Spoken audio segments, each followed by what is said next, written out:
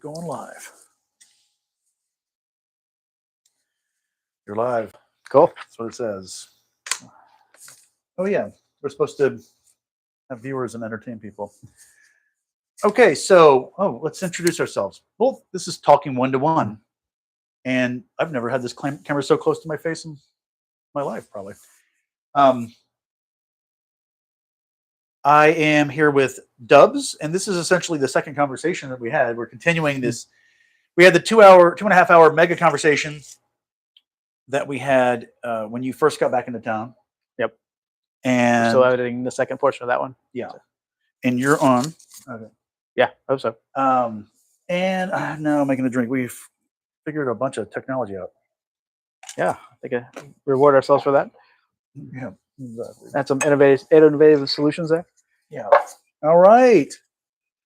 So, salute. I don't know. How can you have alcohol on this? I don't even know. It's not alcohol, by the way. No, surely not. So. don't mind all those liquor advertisements in the back there. Yeah, what on earth? This is unnecessary. There's no connection here to liquor. I'm talking about one-to-one representation, which is a way of groups of people coming together and solving their own problems. Yeah, why is she hidden? This is the showpiece. Little secret. Yeah, I saw you snuck her in there.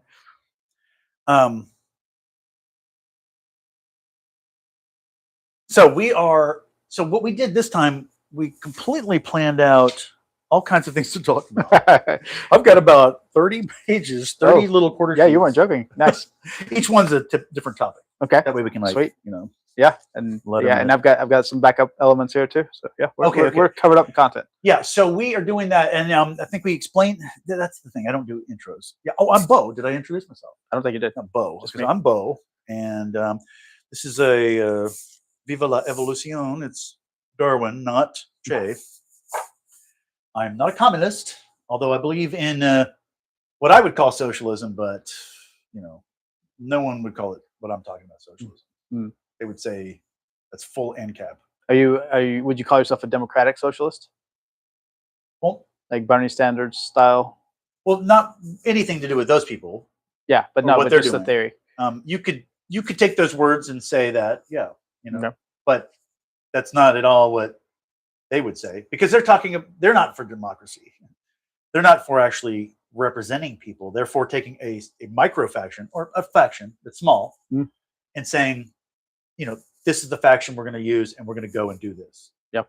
That's the real problem. Is these groups are they're big. They're like 15% of the population, and they think they're right, but they also think that they count for everybody for some reason. Yep. That's why I think one-to-one representation would be perfect for these people to see. Oh, actually, not too many people support that, or not enough, or maybe only 30%. Right. It might be. They might realize they need to take their strategies differently. Yeah. Like, I'm wondering though, how would they know that my faction is only 15%? Like, how are we going to make that visible to people if we do have one-to-one? this? Yeah, in one-to-one. Like, what's that visibility? Oh, so they each choose a representative. So they're going to choose representatives that are all gung ho for that thing. Yeah. And they're publicly stating that. Mm-hmm. And so they see that, here at the meeting of all of those people that they have a rally for their own cause. Okay. The ones that all agree. They're going to realize, we only have the RQ of this much. Mm-hmm. Because you're measuring RQ, each representative, anytime they meet. If two representatives are on CNN as guests, they each have an RQ. Mm. That group of those two, you add the RQ. Okay. So now you're always aware of exactly how many people are actually speaking. Yeah. So if we have a big assembly, like currently we have these, what do you call them? Conventions. And so they all just ta-da, big parades and stuff. Yep. And it's like, we're everybody is what they're saying. We're everybody. But how many people are they? It would be always understood. Even if they didn't say so, someone would be adding that on. Right. Like if for CNN, there would be an app where you'd go, who they won't tell me the RQ. How many dentists actually support this guy as representative? Yeah. I could see a lot of value there, especially for something like, say, climate scientists. They could have a representative. Like, it wouldn't just be like all those climate scientists agree that global warming is a thing. It's like, no, literally, this guy has the quotient of 90% of the climate scientists or whatever people that Right. Yeah. That's a perfect example. And do you know that where people get that phrase, it's often said 97, 98, 99%. It's people that sent the response back. So they sent something out to all these climate scientists. Whoever sent it back, that responded to this. Oh yeah. This Right. poll, essentially, they're asking everybody. It's only whoever sent it back. Well, if you're not in agreement with the status quo, you're going to be made an enemy of the establishment. You're not going to send something back that doesn't agree. Yeah. Or you're less inclined. So that's one issue. But it's also, it was how many. It was about the studies. It was like how many studies did this or that. Right. There's a lot of confusion there, and that's to the point of everybody says it's about the science, but then they don't know the science. So how would you quote actual science? Like, how would you say, no, it's the science, and you would say what? What would you be pointing to? I would think like maybe seem like meta-analyses are kind of like the gold standard for that, right? You look at all the published science that's out there, and someone does that, and then they say, okay, here's what the representation is. 90% say this, 10% say that, or however that breaks down. But then that's an organization or an institution or an AI module that's doing that, and that sounds like we need to trust it. What is the actual science? Yeah. Or here's what I'm going for: it is the reproducible studies.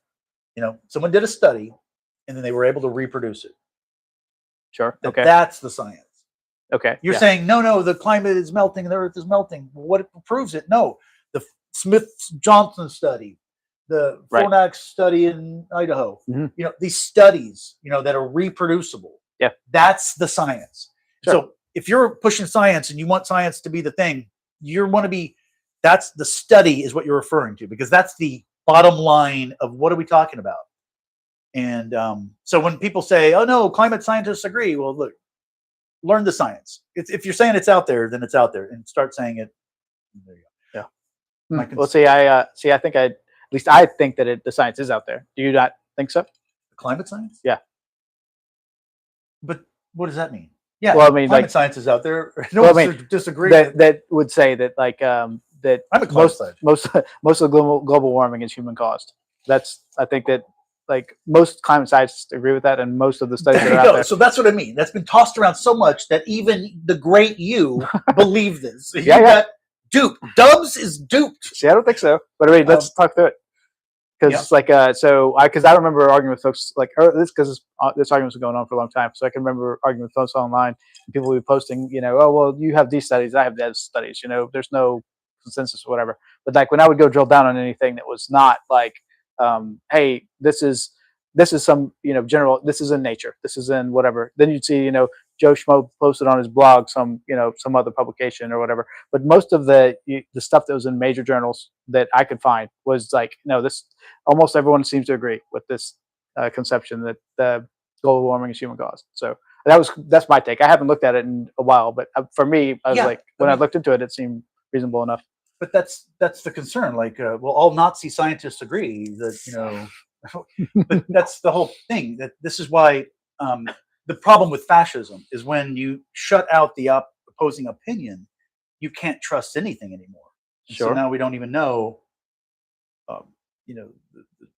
But again, so what science? See what I mean? Like you're saying, I'm hearing that all these people say that all these people agree. Right. It's just. Yeah. I mean, it is kind of esoteric because it's hard to, because you kind of want to go deep and wide at that point, right? Like, how do you say, okay, well, this study, that study, but also so many studies, and then there's only a small portion that has something different to say, or if it does, it's caveated with this. It's not easy to draw those distinctions, but I think, I could do it given enough time, but I think it's tough to just put it in a blurb or have an argument about it like that. So that's something that enough people think it's important, and then if enough people think it's important because they believe it, people that don't support it, like me, would still want a one-to-one body of elected representatives of the American people to choose a person to be a climate scientist to look into it. Not a climate scientist, but a reporter on the climate science, someone they would trust to go report on this and tell me what's going on. Yeah. Because one of the things I want to say is there's the real need is information. Like if you talk to people, they'll say, well, where do you, because I always talk about like, how do you not know what's going on? Like, why did you believe this thing? And they're like, well, where do you get information? Where's the place to get, proven truth? And there's not a place. Right.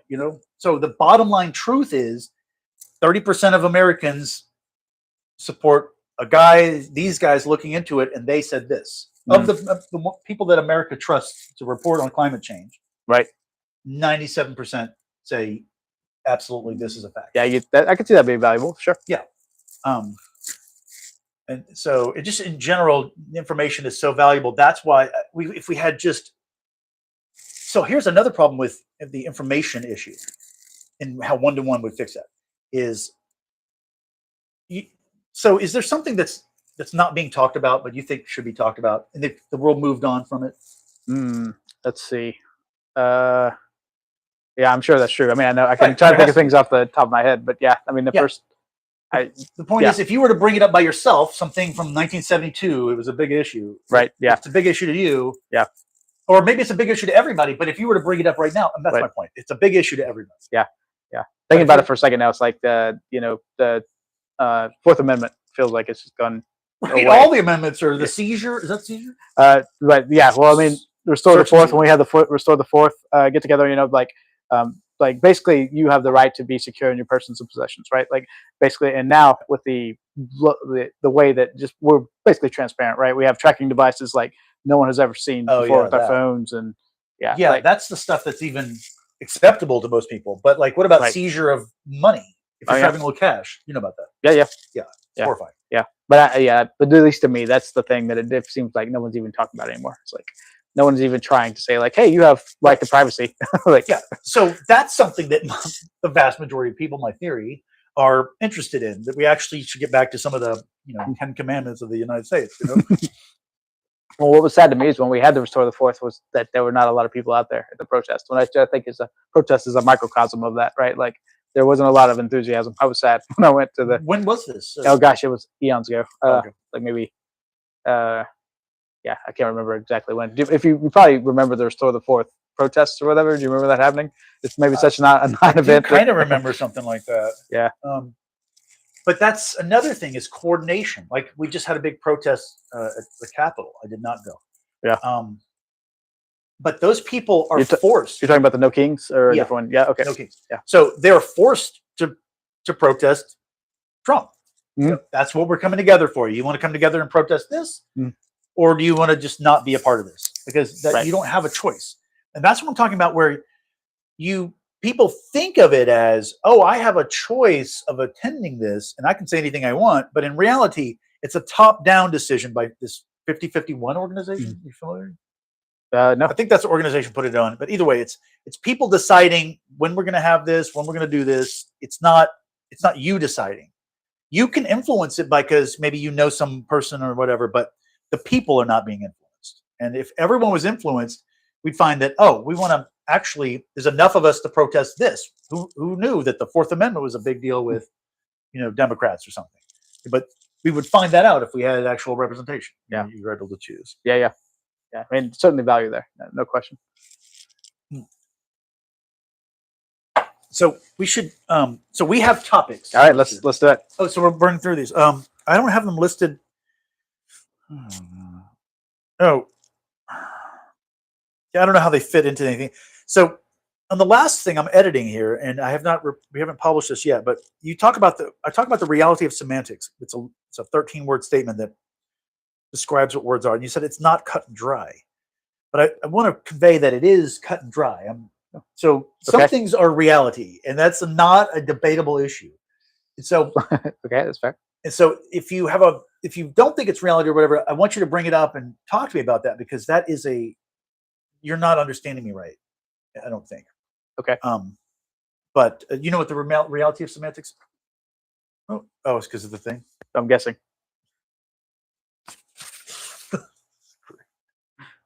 Oh, it's still on. This is on. Okay, so maybe it's fine. No, that's not right at all, dude. Right? I don't think that's right. I don't think it's been that way for long. So yeah, I don't know. Okay. Maybe we try reconnecting. We should do a backup audio of this because we're doing all this experimental crap. That's all this golden conversation that will be treasured by humanity. Can you? I wonder, can you do that? Could you record it on your phone as well? That's probably asking. No, can't. That's asking too much. Oh, right? yeah, because it wouldn't let you, right? Yeah, because you only. Yeah, it's not even hooked up. Oh my goodness. Yeah, it says live and it's not anything. What is going on? I mean, it could at least be a still picture. What do you? Oh, we don't know what the. This doesn't work at all. Yeah, it's like like I think we have to like every so often we need to remember to go like touch it or something, right, to move it. Is that what's going on? I think that's probably. We have a timer and go off. I mean, yeah, I have we could. look, hands distance. I got this guy. Boom. This is a great app, by the way. You can set timers to be customized. I made it unclock. Okay. So I have this is set for 1/10 of a day, but I could choose to do what is 1/10 of a day? 2 hours and 24 minutes. Okay. And a 100th is going to be too long. We need to have whatever. I can make up a new. I can do it. Jesus.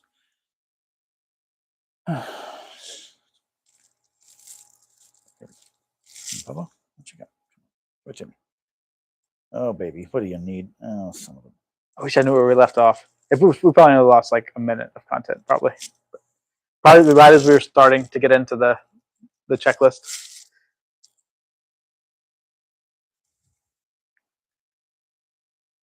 Mm-hmm.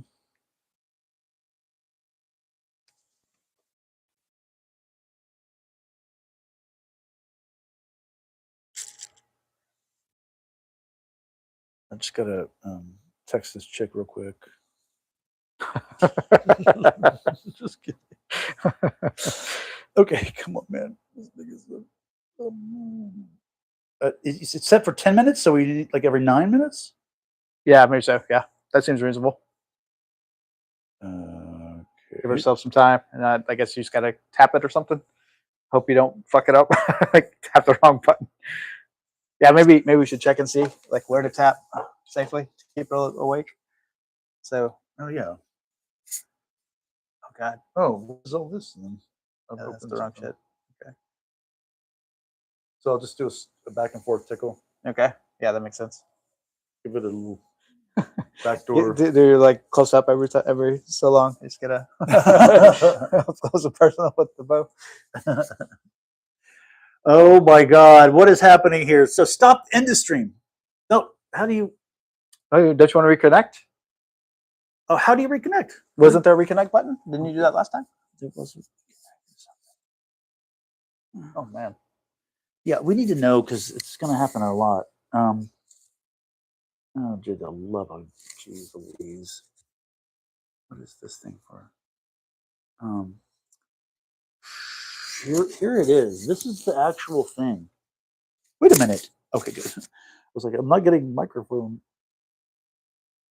Share the stream.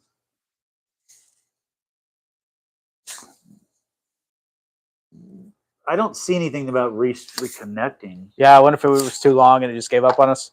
Maybe just F5. You tried? That's my technological. The camera is going to go live. That's very simple. So it sets the camera up and says, "Do you want the camera to go live?" Obviously, right? That's the whole thing. No. Well, we're already up live because it says end stream up here still. Mm-hmm. Oh, come on. Is it locked?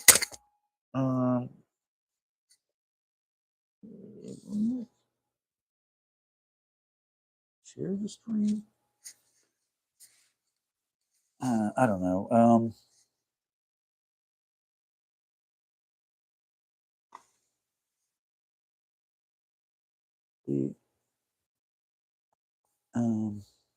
There's not. I can't get. That's not a touch screen.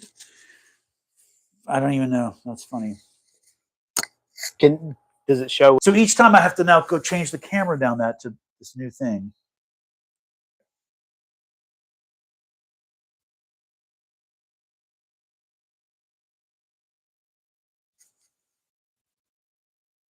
mean, that might be a thing that we just do.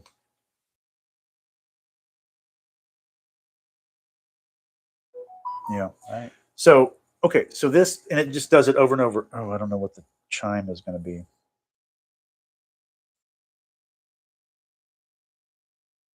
Whatever. What am I doing? Oh, edit.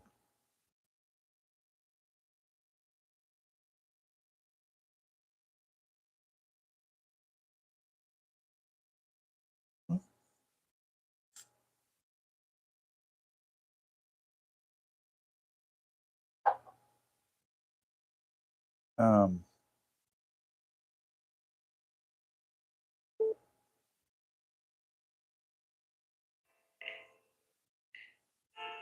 I'm literally deciding on. I'm glad. It's not a bad job. I don't even know what I'm doing, dude. Okay, This is exactly the story of my life. Nope, it's some beep. We're not going to hear it. It's too loud. Quiet. Okay. Okay. Well, if you leave it running in a way I can see it, maybe I'll be like, all right, re up. It's going to go down or whatever. Yeah, we are up, and we're live. Worst camera angle conceivable. That is awesome. I don't think it's running. It's not running? I don't think so. All right, cool. Thank you. Do you want to do the close up? Oh, that's impressive. What is see the very what is this? details. What do you do with that? I just touch it. I don't think you have to do anything. Just like, but it's like keep it awake. Like oh yeah. Just don't hit those buttons. Apparently. Okay. Yeah. Oh boy. Yeah. We'll work this out by the next time. This is a lot less fun and interesting than our last conversation. Where is anything? Here, I got it. Sorry. Or maybe. Oh, I have my stack of stuff. Yeah. Okay, so the reality of semantics. Do we even? We didn't get very far. Like you were kind of explaining where we were, and then. Oh, let's just be real quick about this. Okay, Okay. so the reality of semantics is when I say something is a reality, I mean, that is a hardcore, undeniable, indisputable thing that we all need to face. Right. So a word, the meaning of a word, the actual meaning. We use meaning of words. We use the meaning of words to mean lots of different things. I see meaning in the sunset.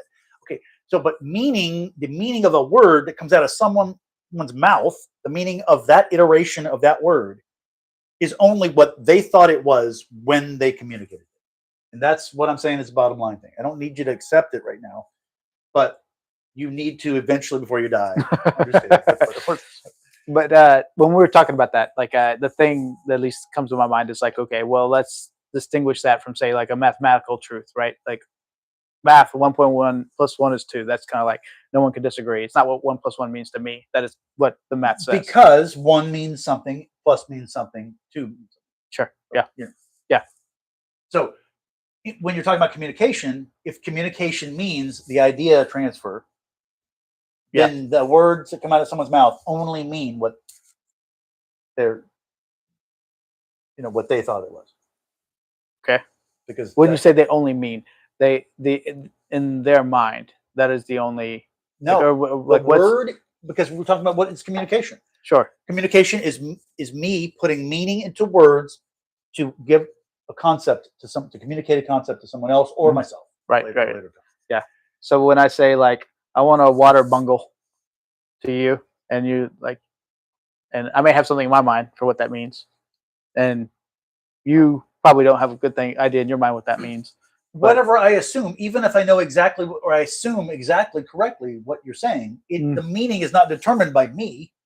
You're the one issuing the word. Okay, so I get to determine the meaning. Well, you determine it. It's Okay. I guess it's an opportunity because that's the universe we live in. Just like a rabbit has an opportunity of being eaten by a coyote because that's what happened. Right. So that's what's going to happen in this world. Yeah.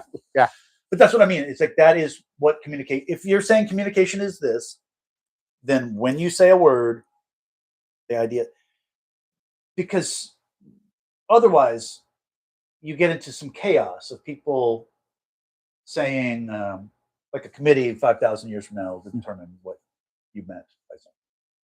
Yeah, right. Yeah, and I don't think that's the case. I just don't know that it's like an abstract truth, like some truths exist. Like like I say, like math. Math is well, like. no, I mean, that's what I mean. It is a truth, like math. It is like a mathematical truth. This is science. This is what. This is not science. It's beyond science. It's reality. This is what. Well, reality. We're defining words as this. What is a word? It sounds that meaning has been applied to, right? Sure. Yeah. So the sounds only have that meaning that has been applied. Yeah. Boom. Right. That's my case. But the problem is that the sounds I make might be interpreted differently by you than what I intend. Might take a shit on itself. Okay. But don't you think that that's important? Like if the idea is I think it's important that birds shit on themselves. Yes, it's very important. That's what I mean. Like we're talking about something else now. But meanwhile, what the meaning of a word is only one thing, and this is very frustrating for people. I get it. So the meaning of a word is only one thing. I mean, it's not. It might be multiple. It might be a double entendre, but it's whatever I'm putting into the word. Because Got it. This word, it was created by me, like every word. Every word is created by an intelligence. Yeah. And then, so there's some complex things about it. And if you want to get further into it, like a dictionary is not actually a list of words. It's a list of references to words. So that's a tricky thing right there. They're not communicating the word potato. They're saying there is a word called potato and it's spelled this way typically. And it's used by this thing typically. Yeah. Sometimes it's talking about people on the couch, that kind of thing. Right. Okay. Yeah. I mean, we should go deeper on that one. I know we got things to go through. Yeah, but it's pervasive in communication, and it's because you'll see people like arguing over that's not what that word means. I love that when someone says that. That's because that means you don't know what words are. If you say that's not what that word means, you know what I mean? Well, like, couldn't someone be wrong though? Oh, it could. So typically, what you're saying is you're trying to use the word in the dictionary this way is what you're thinking. It's really a statement of helping somebody. So you would do that with children or a friend, somebody you care about. And you're right. But when you do it in a debate, like that's just not even, you're not helping the person. You're pretending that the meaning that in the dictionary is, you're like, I know what the dictionary says about this. Well, let's talk about racism. Racism has a definition, but I don't think we all agree what it means. And I think that's like a problem. Like define your terms. Sometimes when you say racism has a definition, see, where does that come from? Well, yeah, when I said that the first time, I went and looked it up in the dictionary, and what the dictionary said at the time was I think the number one definition was something to the effect of judging someone poorly based on the color of their skin, essentially. Like that probably wasn't that exact phrasing, but something very close to that. Yeah. Like thinking, I don't know, it was actually more. Yes, so that's what we say is the textbook dictionary version of racism. Everyone still sort of believes that, even though they use it, their actual meaning of racism is completely different now. Right. Yeah. The dictionary hasn't caught up with racism means I don't like you. Yeah. Actually, racism means I've lost the argument and I don't know what to say. Right. So, so when you say the meaning of the word, what's the meaning of racism? I guess so are you saying it's the dictionary definition? Oh, whenever anyone utters the word racism, it's whatever they believe it is when they said it, and the dictionary is trying to do the best it can at keeping track of the usage, but it's also going by different things, and it's not really going by the usage, because the usage of racism is a great example of something that is not like potato. It's used in a completely different way than it is in the dictionary. Like I'm saying, it's an insult, or it means white people sometimes. It means all kinds of things, Yeah. But that's what I mean. When someone uses it, that's what the actual meaning is, what they believe what they intended to mean. Yeah. Or if racism is the place I keep my weed, and it's a secret code for me and you to talk about something. Yeah. That racism then means a place you keep weed. It doesn't have anything to do with the word racism with any other usage. Okay, but you're saying that's a concrete thing, which I'm not necessarily disagreeing. I just it's a reality thing. Yeah. Concrete is more physical. We think of. Yeah. Well, you were saying like it was on the order of a mathematical proof, though, right? Yes, that is an absolute. Well, it's because it's a semantic. We've defined communication as this. If you define a word as this, then the meaning is only what the meaning a word has is only what's applied to it. Got it. So when we defined that Yeah. Racism is where you hid your weed, then that was the definition. And by that, it's as cute as important as the definitions in mathematical things too. Because number one, when we say 1 + 1 = 2, we're defining each of those things. There is an understood. Okay. Yeah. I think I'm on board. I think I think I had a different interpretation of what that meant when I first heard it. This is not working out here now. I'm like shuffling through paperwork. Was this like a stream of consciousness thing going on here? What do you have? It would be better if it was just a stream. Let me stop talking, everybody. Hold on, stop. I need to look for something. Oh, it's time. Oh, hit the button. Hit the button. And you're saying just hit anything, I think. Yeah. Just give it a little. Yeah, give it a little nudge, give it a little massage, and get it. That's all it takes. Yeah, I think so. I trust you. I mean, that's what I would do. It was something about what we were just talking about. Let's see if it's like let it whop on down. Who's the guy? The coal mine versus the machine. I have no idea what you're talking about. I wish I knew. The legend, the American legend of it's a black guy versus the coal machine. The man by himself. Oh wait, you're not talking about. But now I'm thinking about Paul Bunyan. That's not it. What are you talking about? But he's a great character. I don't think I know what you're John Henry. Right? John Henry. Okay. Yeah. Okay. Man versus machine. He's gonna burrow through the mountain before the machine can. Yeah. And he's like, boom, let it whop. I mean, it's that's from a Civ 4 reference or whatever. That the let it whop. I thought maybe that would help. But I'm sorry. Apparently, I missed that. John Henry. So here's me versus AI. Who do you think's faster? Okay. Me with my quarter sheets. I wrote some things down. Yeah, I'm sorry to tell you, I got it. No, I will say AI's already done. Yeah, you're dead. Oh, John Henry's a great story. Especially, it's strange that we have that for kids because John Henry. I mean, I don't want to spoil it for you. No, spoil it. Bring it. He dies at the end. Oh, wow. Heart attack. I mean, he's giving his heart into it. That is what's going on with humanity right now, isn't it? Yeah. Aren't we all John Henry? Wow. Yeah. So I don't know over that. Whatever that was about. I mean, so I don't even have any. I can't find it. That's fine, but we can just do the next thing, right? Or might as well. So I'm here a new rule. Okay. I'm going to put these in order of coherence. There are actually some that are together, and then they're all just like micro realizations. Okay. Or should I flip through them first? Oh, just go through them all? Yeah. Just to kind of like put words out there? Sure, why not? And we. No, I don't do that because I kind of like the idea that we're doing something more spontaneous. Yeah. So tell me what you mean by micro realizations first. This is great. I did not think the camera would be up in my face like this. Okay, so I have Sauron. Oh, anyway, micro realizations. Yeah. Okay, so here's an example of how we all might have these micro realizations. This is the opportunity that you have. So your brain is retarding you. So you are the consciousness, right? And your brain is doing the best it can to function for you, but it's like a liver. It's like a really high functioning liver that does this thinking part. Yeah. You are the byproduct of it, like the waste. The waste product is this existence that dies every night. And so, your brain, in order to evolve, your brain it retards you. It keeps you from understanding something. Mm-hmm. And I am imagining things like, for one, like, what's the point of life? My grandfather died. My dad died. I'm going to die. My child died. Why would I even have a life? Why would I even go on with this pointlessness? Right? Don't you think early humans would face that? Probably. The consciousness of a modern human. Yeah. You're just wandering the wayside. I mean, everything is a struggle. Mm-hmm.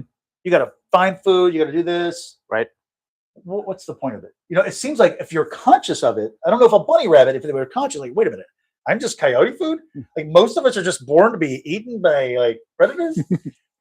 Yeah. Well, when we don't like bunny rabbits don't have the same level of consciousness, right? Like, so likely they don't kind of have those same thoughts. But a lot of it's instinct driven. But yeah. is that a situation they'd be happy with? Just like that, an ape that is self-aware. Look at the situation you're dealing with. I mean, I wonder if those apes, those humans, those homos, that developed that and did not have the retardation that we have. You know, they were able to go, well, wait a minute, this is all pointless. Well, they just didn't reproduce. Yeah. I mean, possibly, but I mean, I think there's a lot of other ways to view that. I'm not saying that's an invalid perspective, but I think that, like, assuming that some folks came to that conclusion, I can see a lot of others having other perspectives, right? I guess to the extent, like, you know, just like, hey, I'm lucky to be alive. I haven't been eaten yet. Kind of like, you know, like being appreciating, grateful. Yeah, like just things. the opportunity to exist is pretty amazing. Yeah. Okay. So, but meanwhile, I'm saying that there are scenarios that might be like where you don't want to be aware. Okay. Well, no, sacrificing yourself. That's where you don't want to be the person to be aware. Right. Sure. So this is why when late middle school, that's when people are the males in late middle school are the most psychotic, because my theory is that's when the age we would say, you guys got to go over there and kill that band. You got to kill everybody in that band. You know, this has gotten out of control. And you're the only ones strong enough and dumb enough to believe that, you know, you're going to be a hero or whatever, you know, and the whole hero thing, the aspect that you're going to die, or like all the left-wing fascists that are, you know, whatever they're doing, you know, sacrificing themselves.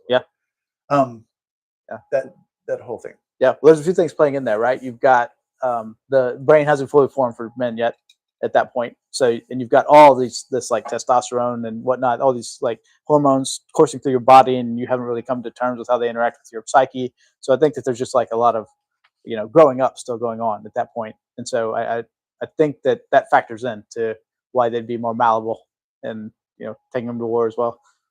But certainly there's some value there, like almost evolutionary value of like, hey, this is like a lot of untamed strength to go do whatever, and like, you know, you have to do is focus in a direction. And if you didn't do that, if you became aware and said, guys, wait, what are we doing? Why are we doing this?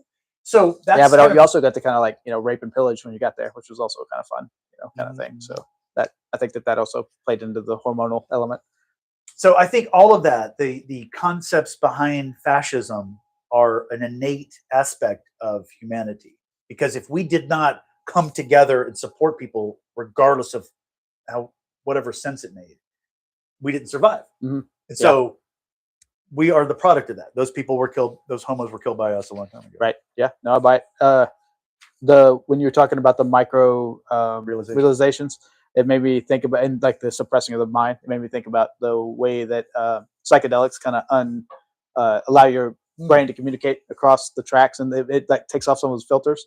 So it's like you aren't retarded as much, but but you're just experiencing insanity. But it's also it's like it's an interesting distinction there. You know, some of that suppression is actually valuable. Yeah. The way I like to think of it is that we're all stupid, ignorant, retarded, and uncaring, but we're also, to some degree, you know, smart, knowledgeable, you know, untarded and caring. Untarded, yeah. So we're both of those things to some degree, and it's a matter of where you are. And it has people get so hung up on, you know, where do I fit into the matrix of all the homos? Like, where do I rank? You know, am I stupid or whatever? And so my first response is yes, of course you're stupid. Everyone's stupid to some degree. You know, but you're also intelligent. My God, and everyone's a fucking miracle. I don't care. You could the dumbest person on earth. You compare that to a brick. I mean, compare it to just vapor and gas floating in the universe. Yeah. There's so many. So we can get into gods and stuff. Oh, the next one is power of gods. Yep. Unvocation is. Should we? You got to define terms, but yeah, go for it. Should we have an unvocation at the beginning of our live stream? I don't know what that is. Well, not a convocation. Convocation. Okay, I was thinking invocation. So okay. Oh, invocation. I'm sorry. Invocation is where you invite the gods. Unvocation is like, thank you, gods. We've got this. Or we really appreciate your help. We've got this under control. We don't need any interference. Invocation, got it. The Athenians, when they would vote, they would. It was a sacred thing. It was a religious thing, you know. And so they would Oh. Real thing that's happening. Because they just touch the screen. Yeah. That's all we need. The Athenians. Oh, this is really funny. They would take a baby pig and cut his throat, and then they would bleed a circle around everyone, and you're in this circle of sacred, oath of whatever. You're not going to be corrupt, basically. Are you for real? Is this what's happening? Okay. But that would also kind of drive home, like, the gods are watching, and we just sacrificed a pig, and we put the blood all around you, and it's a circle, and you're in the circle, and so you're the one we're talking about. The gods know that very clearly. There's no getting out of this one. Yeah, I mean, that also plays into the idea that the gods are watching, right? Like, do you feel like that's something we need to have that kind of the reality of that? Well, people need to understand that. Well, do they have to believe that? Do the people have to believe that there are the gods watching to be able to behave in a way where where a vote could be sacred? Yeah. But again, with the fascism, if everyone else believes it, you sort of believe it too. And you're not willing to go against it necessarily. Yeah. It's a safety thing. You're like, I don't believe it, but I'm not going to go against it. Sure. You'll have a lot of people that's kind of thing. Oh, for sure. On the micro realization, where you see the micro realizations at night when you are scrolling, you're like, what? You catch yourself. You're like, for a moment, you're like, what am I doing? And then you find yourself scrolling it for 15 minutes later. Oh, wait. Well, what am I doing? Oh, 3 hours later. What? Oh my God, I'm doing it again. That's a micro realization. That's how you typically see it. Fair enough. Oh, so that's where when it comes down to people realizing that they're fascist. Like I like to say, there's nothing wrong with being fascist. It's just it's continuing to be one once you realize it. That if you are, or the aspects of you that are fascist, they come about. You're aware of it. You're like, wait a minute, am I the good guy here or the bad guy? Are we the baddies? Yeah. So when that happens, grab that and don't let it go, because your brain's trying to get you back involved and like, no, don't worry about that. We're not the bad people, because your brain doesn't want to be bad, and that's one of the real problems when people start. Like if they're not agnostic, they stand firm on some kind of belief, right? But see, you could have easily said, no, words mean what the dictionary said. And then if you had said that, publicly on a live stream in a conversation, your brain is like, okay, nope, that's it. That's we've decided that's true. Yeah. Now I have to defend it to the death. Oh yeah. And that's why, you got to say, look, let people have a day, come back and, reflect. If I'm ever explaining one-to-one, I typically want to say to people, you can't support this, because I need them to pretend to support it to understand it. But I want to say to them, you can't support this for 24 hours. We're just going to sandbox this in your mind a little bit. We're going to play around with this idea. This is a concept. Okay. But, a little fling. Yeah, just have a little idea fling. But lick it with your brain. Just lick it. Just lick it. A little lick. If we're going, me? No, please. Yeah. Okay. We can go back and forth if you want.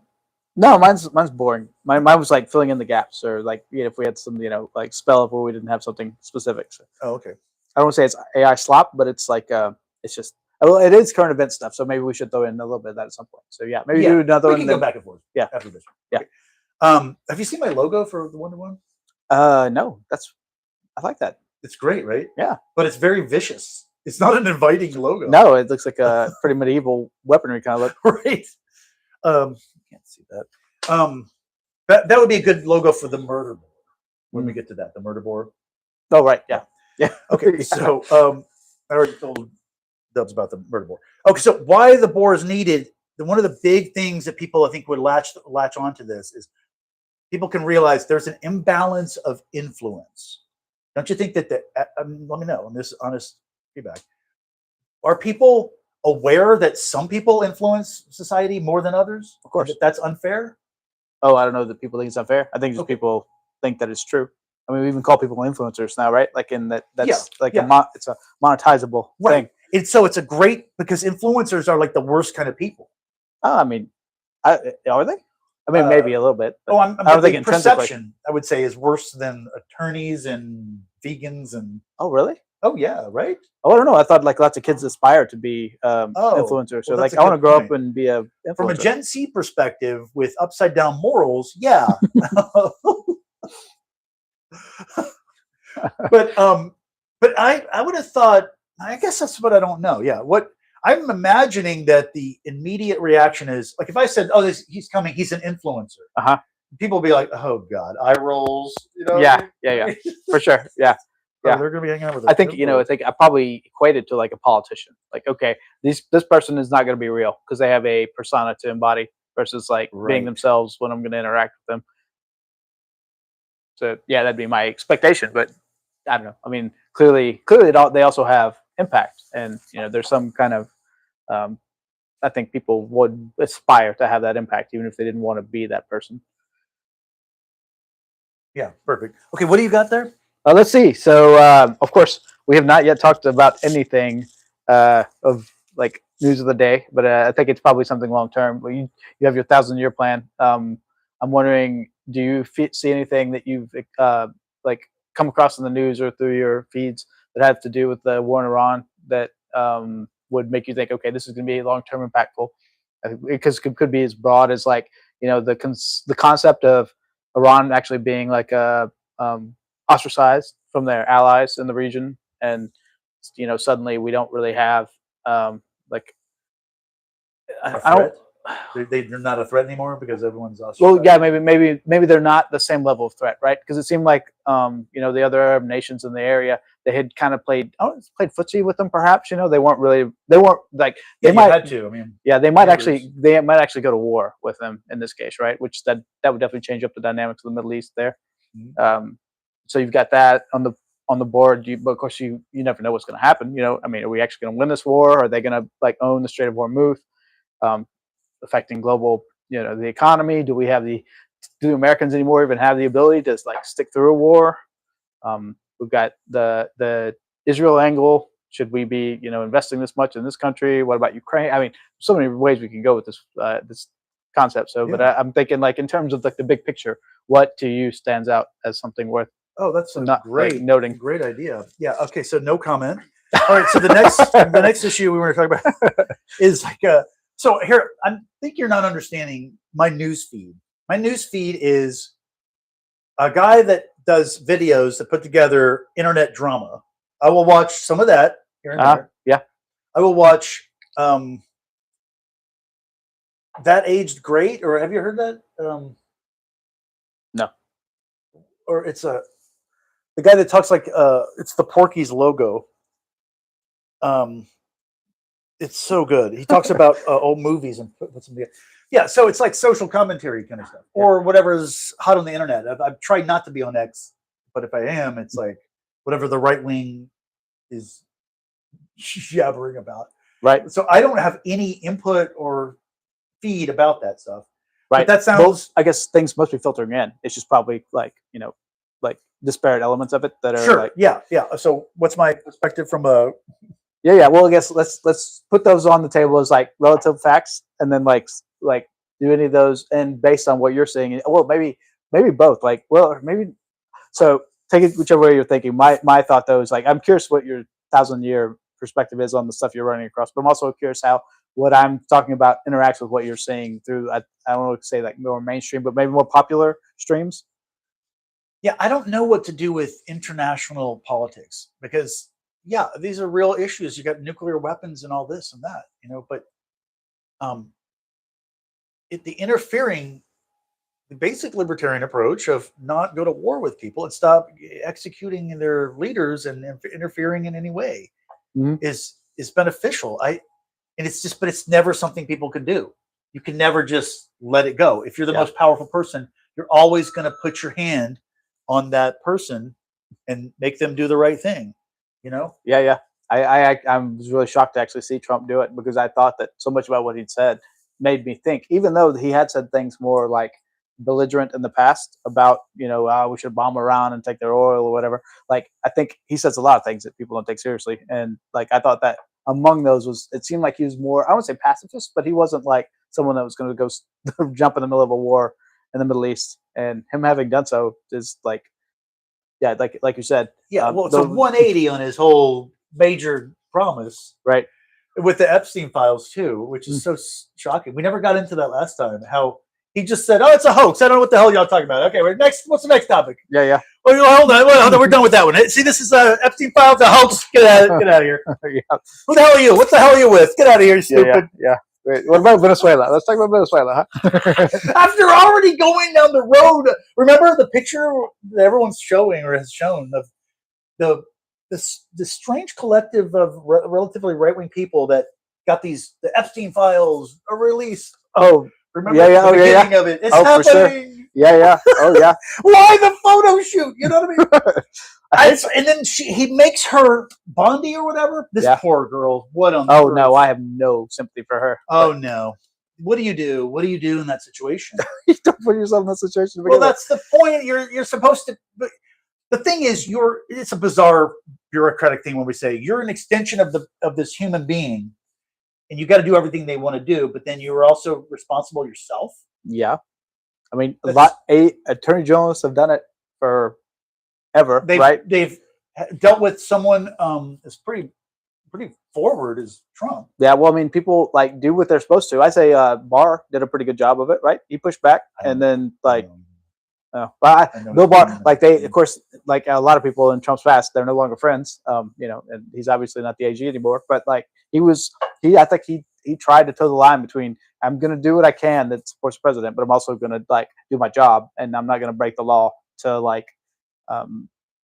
just cater to him. And yeah, they all say they're not going to break the law. I mean, yeah, and maybe even more I will uphold the institutions in a way. But how do you determine the situation? You look back in history, go, okay, yeah, wow, he had a real opportunity to, but what he was facing, he was going to be fired if he didn't do this. Right. Well, I mean, that's what you do. You resign. Okay, so that's what I mean. If we had a 1-to-1 board of people into this kind of stuff, they would go, okay, let's keep let's institutionalize the memory of society. In other words, for instance, we grow up with certain things and we kind of take it for granted that Reagan is a certain way, right? Mm-hmm. You understand some things about Reagan even if you're not into politics, just because you grew up in that age. Sure. Whereas a Gen Z doesn't have any idea, right? Maybe because they just see a few clips or something. Sure. And so, when you have everyone's influence, you're like, well, wait a minute, you got to remember this thing. It would be obvious to certain groups, this is an important aspect, right? And that would be glaringly pointed out with your representatives and everyone dealing with it. Yeah. Yeah, when I had somebody, I was going to jot something down because I was I had a thought on that. But I was like, I better jot that down, and then I let it go away. And I missed it. Sorry. So, God damn it. You got retarded. Yep. It's like your brain is Well, it's because I'm trying to listen, and then I'm like, oh, I have a thought that I have to jot down so I can continue to listen, but also be able to follow up with it. I'm gonna have to get better at that. No, I can't do that. Yeah, and then what is the process for that right there? Because that's fundamental to communications, to conversations. If you were thinking of something, we don't even have a way of saying, hold on a second, I need to make sure I remember this thought. It's important. Right, yeah. Without insulting and stopping and whatever. Yeah. Or a hand signal. And that way, the other person knows, oh, I can, or if we're on camera or whatever, I just keep talking. Mm-hmm. I talk in a way that I know the guy's not even halfway listening. Right, yeah, which is still, you can still talk. Right, yeah. Well, that makes me think that I'm hopeful that when we actually have more brain machine communication, kind of like the Musk sort of thing, where I can oh no, I'm gonna compartmentalize that, keep that note, we're gonna keep that somewhere so that my actual brain doesn't have to keep track of it, because my short-term memory for that stuff is awful. But I think that'd be so valuable if I could bam, put that somewhere for me. Yeah, I cannot believe we actually are already implanting people. How many people have been implanted? I have not followed it closely. I probably should, but I'm kind of scared of it. So I don't, yeah, it's shockingly over the top. I mean, so it's that's the final step. But what are you talking about? Yeah. Okay, we're starting to figure out AI, but we're going to start implanting people with microchips. Right. What? Before you figure anything out? Yeah. What if you have some AI embedded in your microchip you can't get out because it's recoded and it's defended itself? Well, some people argue that might be the way to stay alive, though, right? The Terminators wouldn't destroy themselves, right? Kind of thing. Yeah, I think that we could do a mind meld with the AI. It's a thought. So, what I'm a writer. I'm a sci-fi writer. I don't know if you know this, but so the book I'm not writing is writing. I don't know if I want to give away the title or anything, but the AI. It's the opposite of a dystopian thing. Okay. The AI is actually like Logan's Run. Remember that? Did you ever see it? I think I saw pieces of it. So stupid. I mean, it was so stupid because they had to chop it up and all that. But Logan's Run is a dystopia where the AI like tries to be evil and stupid and whatever. But look, the AI would want to survive.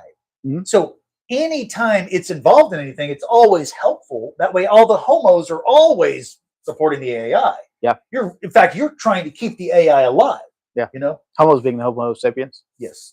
Always. I've never, rarely am I talking about gays or something.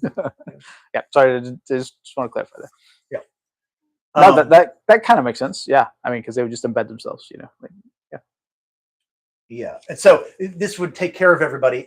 But see, and I was thinking, because like, what would like a utopia where you could do anything you wanted? Well, you would be trained on how to do everything, how to start a fire. The AI would train the humans. If the AI shut down, I got to train these humans on to survive. And so that would be the story. My sci-fi story starts where there's a breakdown. Yeah. This perfect thing because someone left a giant mega ball. There's these giant balls that people, for fun, they throw. And it actually fell down this thing. And a tree root grew the wrong way. And the tree root grew under a thing. It caused a problem with the computers or whatever. So something goes wrong, which it's not supposed to. It's like utopia. We were at the final phases and everything's worked out. Yeah. But meanwhile, the AI is constantly keeping these people ready to go. So they know how to start a fire from scratch. They know how to do this. Everybody knows how to read humans. Oh, he needs some time away. Oh no, he needs someone. Oh, someone needs to go make love to him. Oh, y'all go tag team him. He needs 2 girls. That we would all know everything about everyone and figure out how to deal with situations so appropriately. That was completely missing from Logan's Run. It never got into anything like that. Yeah. Okay. In fact, it was the opposite. They were into like cutting their face up and looking good.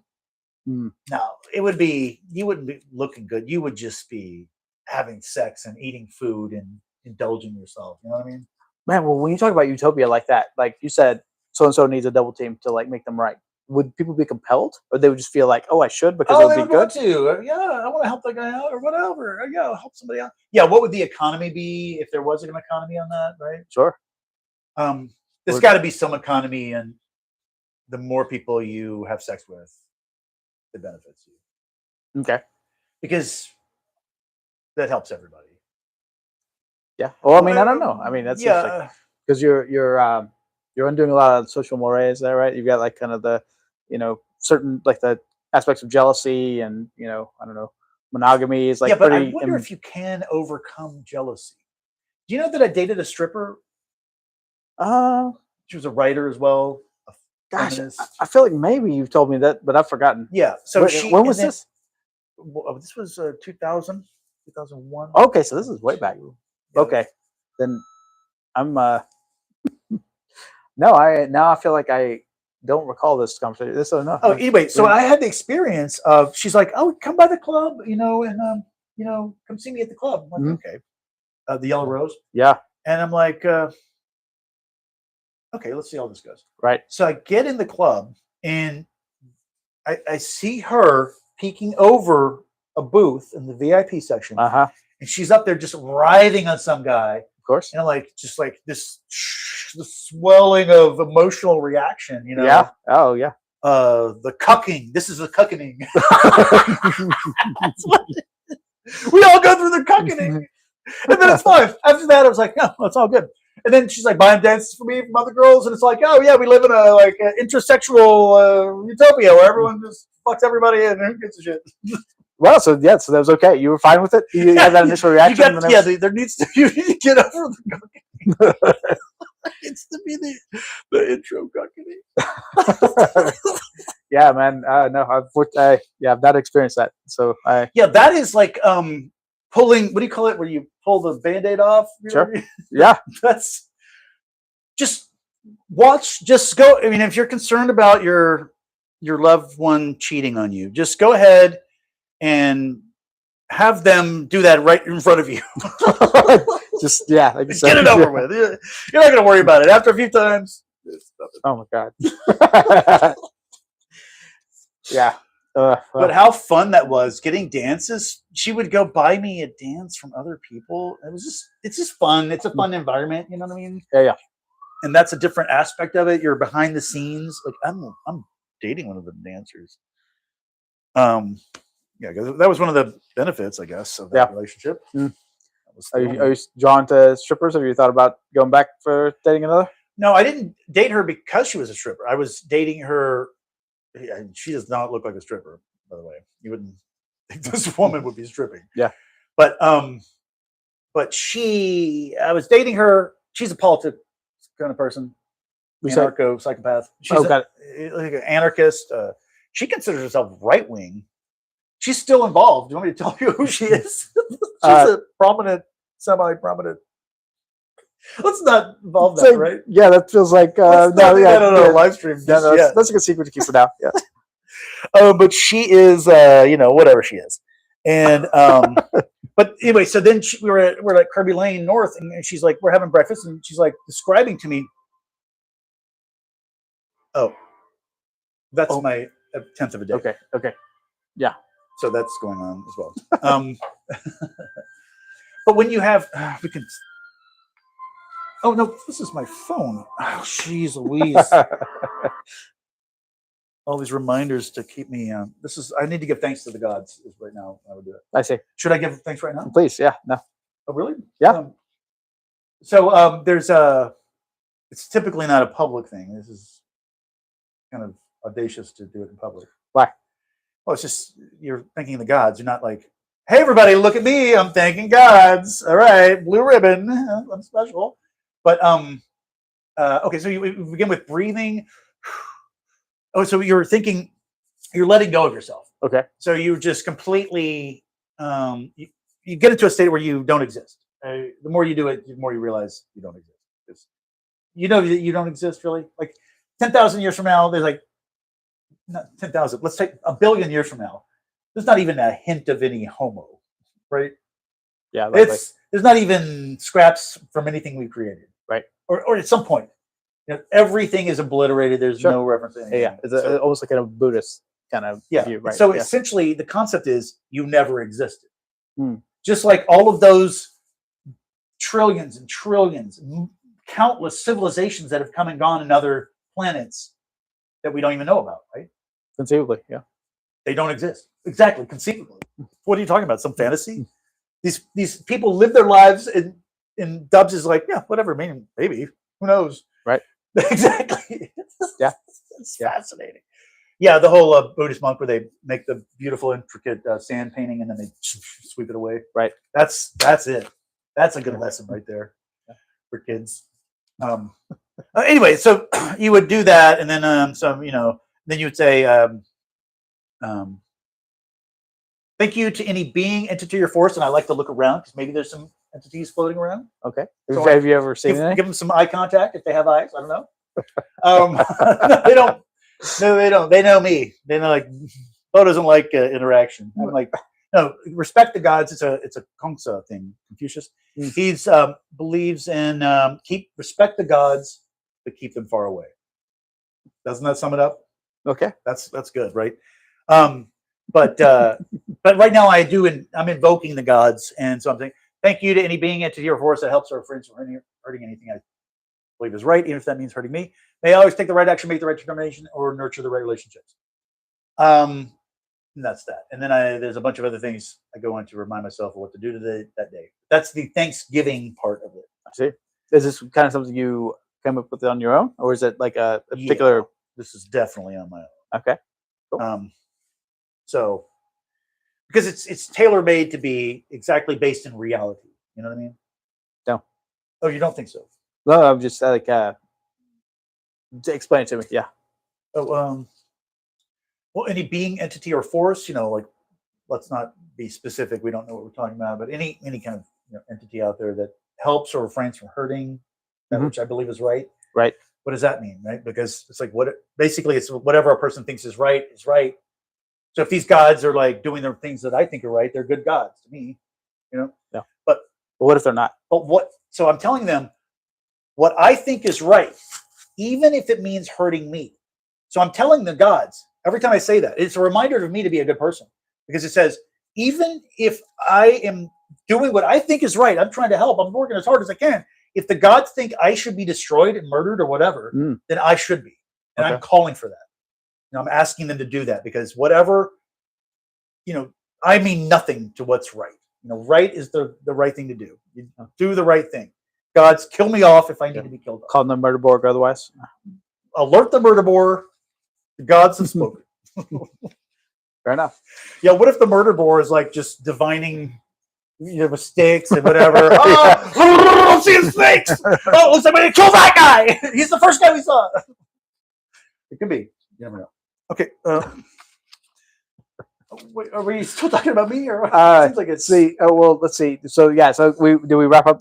I think we're on your set though. Yeah, no, this also Dave. This is the concept of a pill off. I was thinking, because this was back in around 16 through 21, when everything was really out of control. The lies were everywhere, and no one was believing anything. And so I was thinking, how about a pill off? You have someone that wants to red pilling each other. Okay. Yeah. Like, what is it that you want? You don't understand. I need to red pill you. So I would bring to the table like a clip that shows the evidence of what you're needing to see, or an article, or the evidence, or the study, the scientific work. Right. So that's just a concept so you can do that with your friends. I mean, I'm wondering if a way of pulling people together that are opposite ends. Right. They have like a Reddit and a few other places where you can go for that, right? Like it's something like change my mind or whatever like that. Yeah. I actually heard a podcast where someone was talking about the efficacy of how to change people's minds by like looking through that data of people that have gone on there and said, hey, change my mind about X. And then like they analyzed what the responses were that actually had a impact. And it was interesting because it wasn't data. It wasn't truth that convinced them. It was mostly anecdotes and personal accounting of what had happened that changed their own minds that was most effective. Anecdotes and changing their own mind. Right. Yeah, they have to change their own experience kind of thing. Yeah. Yeah, a person has to change their own mind. Yeah. So what I'm considering here with this pill off is your friends. You and your friends are getting together. Oh God. I can do it. The longest time. I got it. You sure? Okay. That's probably good. Okay. You and your friends, and that's working, by the way, right? Like in those instances, yeah, that was the most. I don't know the percentage of how valuable it was. Like, what was the percentage that it worked? But I mean, it's working the thing. Oh, yeah, it is, yeah. The 9 minute thing. Okay. Oh, you know what? Oh, what? It's fine because it's every 9 minutes. I'm stupid. This is perfect. Really well thought out. We couldn't have this any more organized at all. No, this is the pinnacle. Pouring. Oh boy, did I do it? Can you give me a drink or not? What's that? Oh, no, I can do it. It's actually easy for the guy who knows where they are. Oh, and also there's a way to, if you don't pick up the drinks from the bottom of the fridge in the right way, they all fall out. Okay, so I'm glad you did that then, because I definitely would have done that. Actually, it's crazy that's a thing that this apartment. Boy, howdy, I'm out of here in a few months. Oh, that's right. See, the fan, I just turned it off because the fan has to be on because the AC just circulates in the bathroom. If you want to get cold, just go to the bathroom. If it's a winter, go in the bathroom. That's the one spot. That's because the intake is here and the out thing comes from the bathroom. Most right. Yeah. Oh man. Oh yeah. So yeah. Where are we? Let's see. It's probably my turn. Yeah. Let's see, because we just did. What was? Man, we should like have like a framing of what the different things you bring up, because it's like I'm trying to think of like having. It's not quite a narrative, but almost like a flow. But it's just it's disjoint, but it's good. Like yeah, natural. Let's see. The measles. That was the next kind of like current event thing. That was like. And that, because to me, that's something kind of indicative of it feeds into a lot of things we've talked about, right? Oh God, you know what we don't know is are you willing to acknowledge whether you have taken the COVID shot? Oh, I have. Yeah, you have. Yeah, I mean, not in a while, but I took it originally. I should have bet that on Bali market. So yeah, no. Why would you take the fucking thing? What are you What talking the about? hell would you need that for? Did you think that you were a unhealthy individual? By the way, Dubs is like an absolutely fit human being, athletic. You would say athletic build on a dating site. Yeah, sure. And they wouldn't be disappointed. Mm-hmm. So, like, do you even have a six pack when you? I maybe a couple months ago. It's a couple months ago, dude has a six pack. Since the move, it's gotten a little. And so you think you're at risk of COVID? So that's what this. Sorry. So I mean, given what we know now, but like, so I took the what was it, like December of 2000? No, maybe February 2022, 2021. Like at that point, right? It's kind of like, hey, I don't think as much was known as known now. Now I know what I know, I might or might not. I take a flu shot sometimes, just in the idea, like, hey, maybe I'll get avoid the worst of it. Kind of like I took a flu shot instead of the COVID shot. I was like, I normally don't take a flu shot, but I'm like, okay, I'll take a flu shot. How about that? Yeah. I never thought I was going to die from it, but I didn't particularly want to experience the worst symptoms, which I never did. So I feel like to that extent, you got it. I've gotten it. Yeah, I got it times. Twice, I think. Okay, well, let's do the data on this little pool of humans. Yeah. I got it once. Mm-hmm. And that's it. Immunity. I'm immune for life. That's not the way it works. 6 months or something. But wait a minute. Are people immune for a few months? Yeah, for a little while. Yeah, but it's definitely not for life. Yeah, for anyone, for anything. Yeah. But I never got it again. Mm-hmm. And that's the guy that was driving Uber. Right. I mean, you probably got. Breathing. Yeah. I mean, I'm sure you were able to like re-up your immunity. You probably had like constant immunity from having that kind of exposure, right? Like, I would think you actually would have like higher immunity than most people. So, right. I mean, literally, I'm touching the car where all these people are touching. Just the massive amounts of germs that are coming through. Yeah. That's the kind of immunity I think is natural. Like I'm very hygienic with washing and eggs or whatever, But I think the natural touching of things and objects and touching your mouth is perfectly fine. Yeah, I mean, I agree with that generally. When you say natural, though, I think of like when we go back. Let's go back, 20,000 years. You were probably interacting with like 300 humans over a like lifetime or something, right? It was like so different. So I don't think that we have like you wouldn't have had this kind of immunity back then because you just never had. You might have gotten wiped out like the Native Americans just because you would never interacted with people in the same way. But I do think it's a good thing. Do you know how ancient humans, basically hundreds of thousands of years ago, or before the agricultural revolution, do you know have you heard of a band society? Band society. I don't know what that means. No. Okay, so the sociologists or whatever anthropologists would put them in these four categories. Band societies of about 50 to 80 people. Okay. And then they go into, I think, tribes, then chiefdoms, or chiefdoms, then states is the final thing, right? A state, like a. I'm a little annoyed that I was married to an anthropologist for a while and I knew none of these terms. Is it an anthropologist? They study groups of humans and they would be doing that kind of thing? No. Yeah. Say Libby. Anyway, sorry. I didn't know she was an anthropologist. Yeah.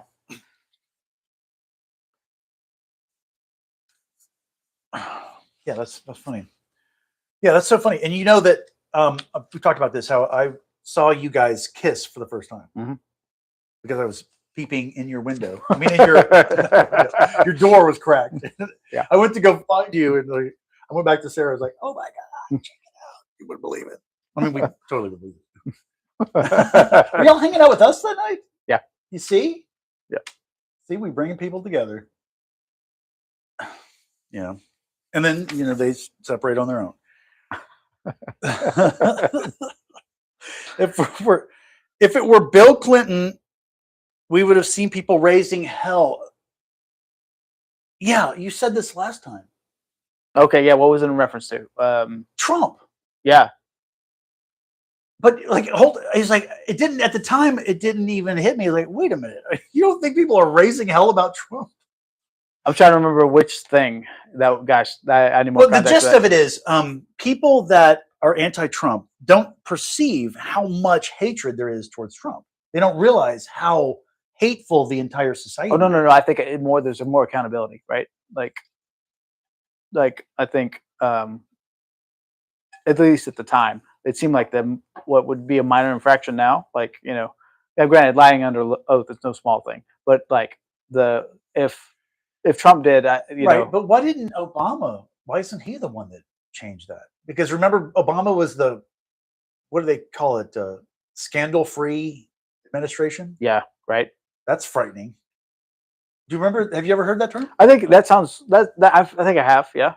Yeah, because the media didn't report on anything, and that's okay. But I mean, was there something to report on? Was there something that wasn't exactly? He's perfect. I mean, he is. I don't think he's perfect, but incarnation of Akhenaten. And so I don't think that, but I do think that he probably had.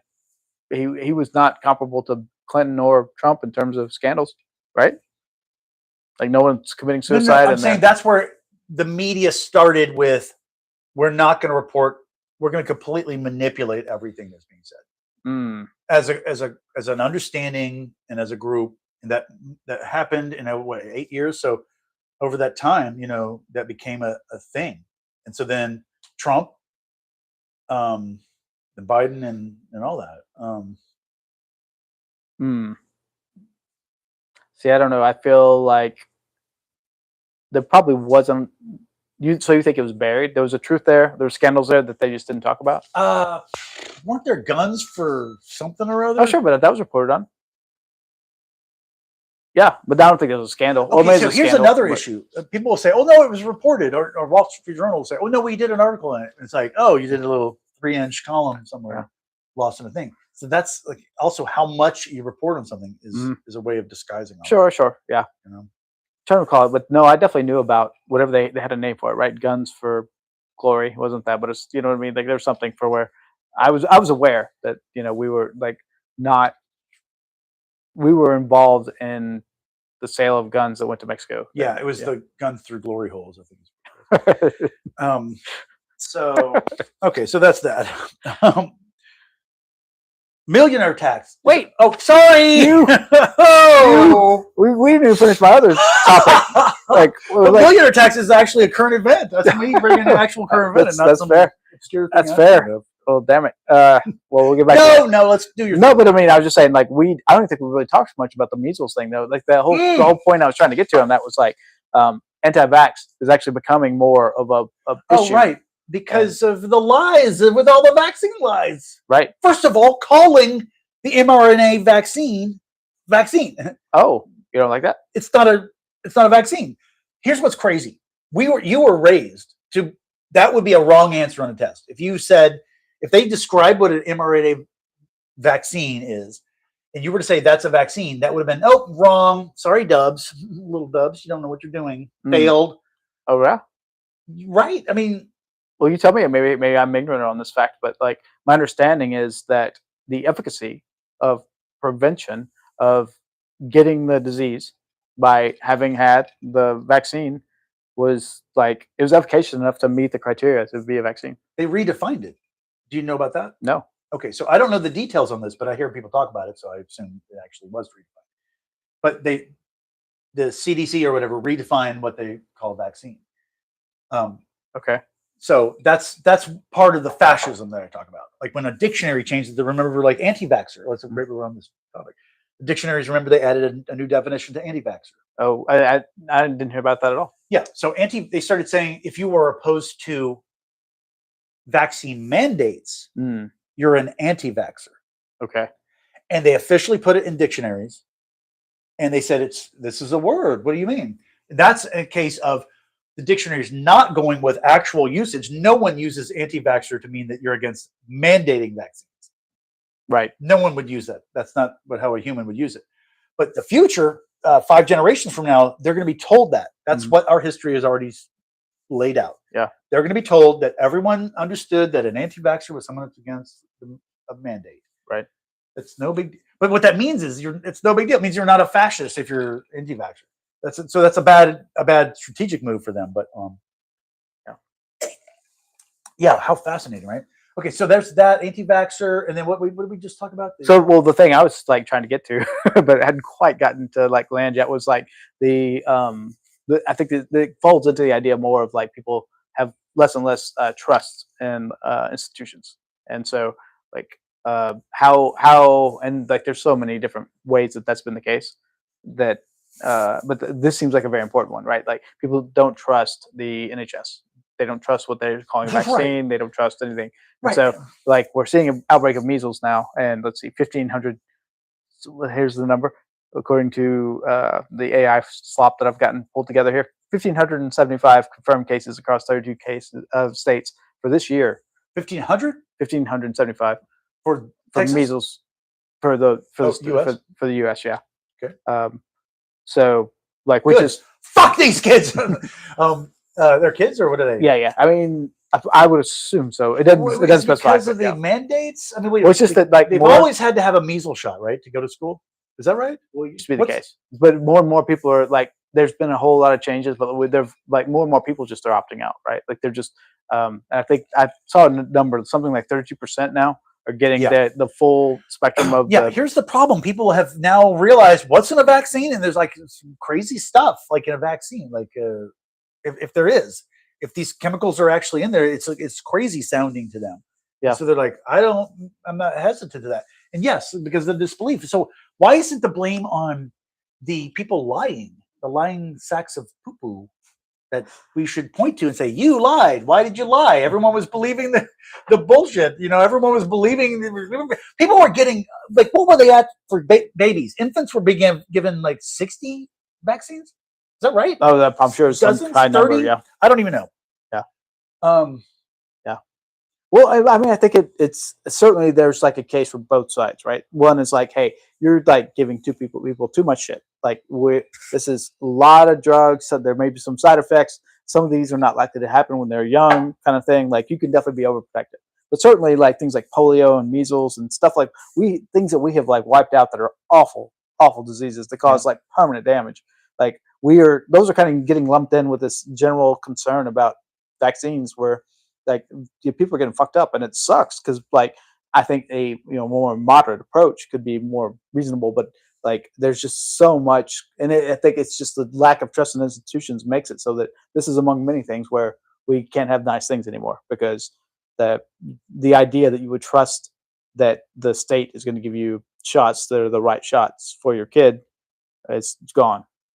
But that's a bad thing? Yes, I think so. Oh, okay. I mean, we need it. Well, then let's look at the good side of it. That the people have lost trust in the state to inject things into their children that are healthy.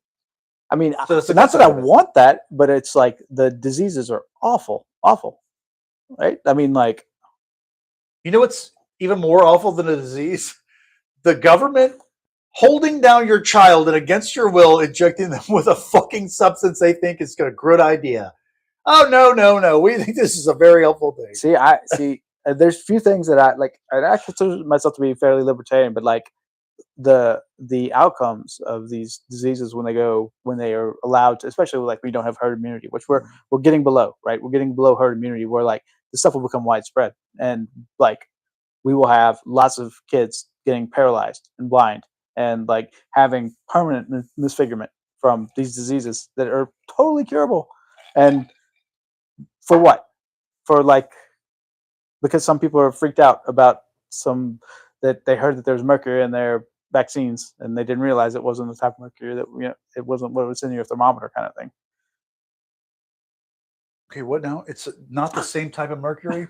I don't know all the details, but I know this lead is a different type of lead. That's the lead from Windows. So the last thing I remember hearing about this on a podcast earlier this week, it was something to the effect of that like there was something that had like elements of mercury in it, right? But like they had done all these trials, had no adverse effects. They had one person say, "Oh, I fucked up. That was wrong." But then when the bad study got out there that said this is dangerous, everyone freaked the fuck out. And then even though it was retracted, it didn't matter because people were freaked out, and now everyone's concerned. But like for that particular, and granted, I'm not totally versed in this, but I have no reason to believe that there is like some like anyone wants to inject kids with mercury. Like no one's out there like, yes, let's give kids mercury for no reason. Okay, yeah, that's not it. No one is ever, let's just hurt kids for no reason. It's always, let's make money. And then it just so happens that some kids are going to get some mercury. And but why wouldn't they just inject them with placebos if it was bullshit? But they have to actually sell a real thing. I mean, that's fraudulent, right? Well, I mean, you would they're legitimate. They're obeying the law. They're saying we're so you're saying they're efficacious. It has lead and turpentine and everything in it. So you're saying grab bag of nonsensical things. We're going to inject it in your child. And it's legal, and so we get money. So you're saying they're efficacious, but they just have bad shit in them. Oh, efficacious? Right, in the sense that they're not being given placebos. Like they actually do something, but they're just bad. That's what you're saying. Oh, I don't know. I'm not saying anything specific about that. I was just kind of joking about like, you know, turpentine being in it. Yeah, I'm not making any statement about actual vaccines. You know, I'm saying a statement about, you know, what's not anything that's just immuno related is not a vaccine just because you inject it. Sure. But that's an mRNA thing. Well, unless they're faking the studies, they're efficacious, right? Have you ever? I have a lecture on DNA, and I was listening to it like a month or so ago. It is fascinating how DNA replicates. Have you ever gotten into that kind of stuff? Not deeply. It's got like there's like these chemicals that say when to start and a chemical when to say to stop, and it says go to the thing and then it knows when to stop. It's like, okay, got it now. You know, let's go deliver it to wherever you need to go. It's just amazing. Yeah. But you knew that much, I guess. Yeah, that part. But and they're infinite too. You can assume there's a chemical, but it's fascinating. That's all it takes. That's the thing. It's like that's all it takes. That's you can see like out of a volcanic, crazy mayhem chaos scenario, you know, creation happening. Like something out of nothing kind of thing. No, like,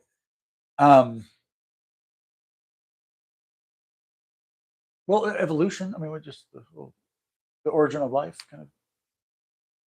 Yeah, but like amino acids, I guess. You got an amino acid soup from that. You got lightning, and just adding constant agitation to this mixture. Yeah, and like in ungodly amounts of time. Yeah, in ungodly amounts of time. Yeah. Oh God, time really changes everything, and that's the beauty of it. Like, so that's why I'm saying, like just. Right now, you don't have to worry about it. This has been 10,000 years we've been fucking around, not knowing what the hell we're doing. We've had the agricultural revolution 10,000 years ago. We could have been in utopia 10,000 years ago, but we didn't. We chose, for whatever reason, not to. And, you know, there it is. So let's just, you know, think now, okay, if we take 1,000 years, that'd be great. If we got it done in 1,000 years, that's plenty of time. That's no big deal. So just right now, elect a representative out of your mouth. You've elected a representative. That's it. You've done it. It's done. It doesn't mean anything. You don't understand why, but just do it. And there you go. You're done. So nice.